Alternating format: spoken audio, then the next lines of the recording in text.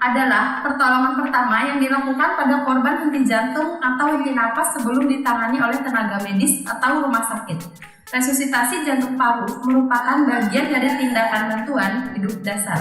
Tindakan ini dilakukan untuk menjaga jalan nafas tetap terbuka, menunjang pernafasan dan sirkulasi tanpa menggunakan alat-alat bantu. Usaha ini harus dimulai dengan mengenali secara tepat keadaan tanda henti jantung atau henti nafas, dan segera memberikan bantuan sirkulasi dan ventilasi. Tolong.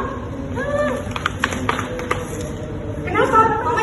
Bantuan hidup dasar pertama-tama dimulai dengan melakukan 3A. Amankan diri, amankan korban, dan amankan lingkungan. Mamanya kenapa? Tiba-tiba ibu terjatuh. Mbaknya nggak usah panik. Perkenalkan, nama saya Sela dan ini teman saya Pia. Kami seorang perawat dan sudah terlatih dalam menangani kasus seperti ini. Apakah saya boleh melakukan tindakan pertolongan untuk ibunya? Ya, Mbak, silakan. Oke. Mbaknya pinggir dulu ya. Saya melakukan tindakan dulu ya. Bu. Setelah itu, periksa kesadaran korban dengan AFU. Dimulai dengan A. Alert. Inspeksi dan cek apa korban sadar atau tidak. Jika tidak, maka V. Voice. Lihat apakah korban bereaksi terhadap rangsang suara. Jika tidak, maka U. Jika korban tidak merespon sama sekali dan tidak sadar, berarti unresponsive. Tidak ada nafas, tidak ada nadi. Minta tolong untuk panggil bantuan ya.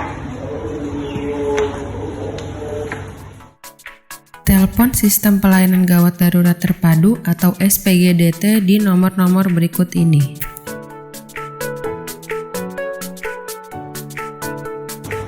Halo, saya Pia, saya seorang perawat. Saya menemukan seorang ibu sedang tidak sadarkan diri, sekitar usia 50 tahun.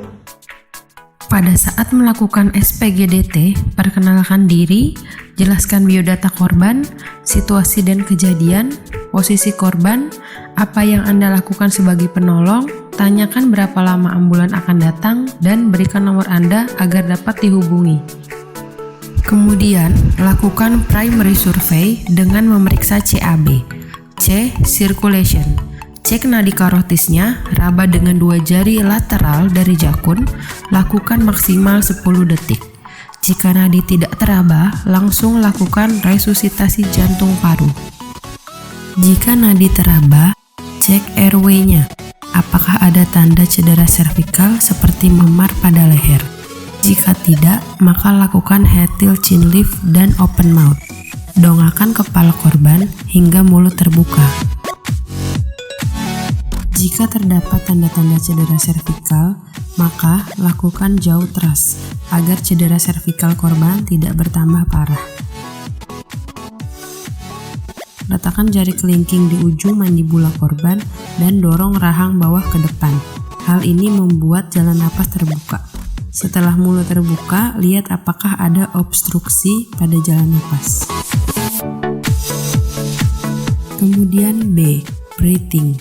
Lakukan dengan look, feel, and listen. Lihat apakah dada korban mengembang, rasakan adanya udara, dan dengar apakah korban bernafas atau tidak. Melakukan tindakan RJP dengan cara lakukan kompresi dada dengan kedua tangan dikunci satu sama lain.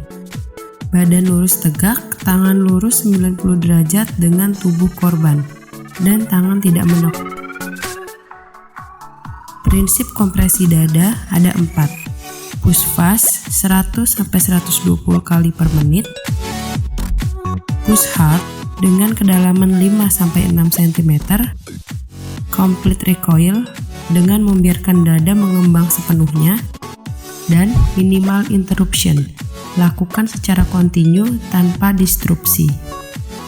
Setelah melakukan kompresi, berikan ventilasi 2 kali dengan menutup hidung dan menarik dagu korban. Hembuskan udara ke dada korban sambil melihat apakah dada mengembang atau tidak. Kompresi dada dilakukan sebanyak 5 siklus. Satu siklus terdiri dari 30 kompresi dan 2 ventilasi. Jika pasien tidak tersadar, nadi masih tidak teraba, lakukan kembali 5 siklus. Jika korban tersadar, posisikan pasien di recovery position. Posisi ini mencegah obstruksi saluran nafas.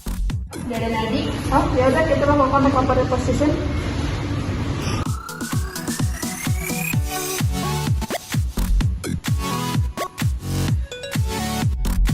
Setelah itu, cek kondisi korban dengan primary survey setiap 2 menit sekali sambil menunggu ambulans bantuan datang.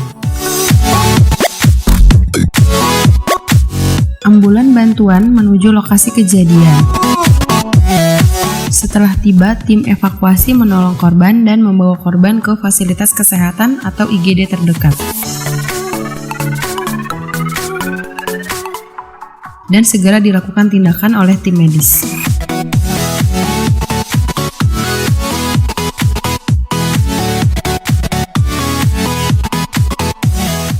Kompresi dada dilakukan sampai indikasi kompresi berhenti, yaitu 1.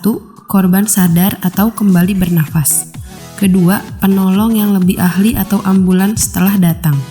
3. Penolong kelelahan. 4. Muncul tanda-tanda kematian pada korban, seperti lebam mayat dan kaku mayat.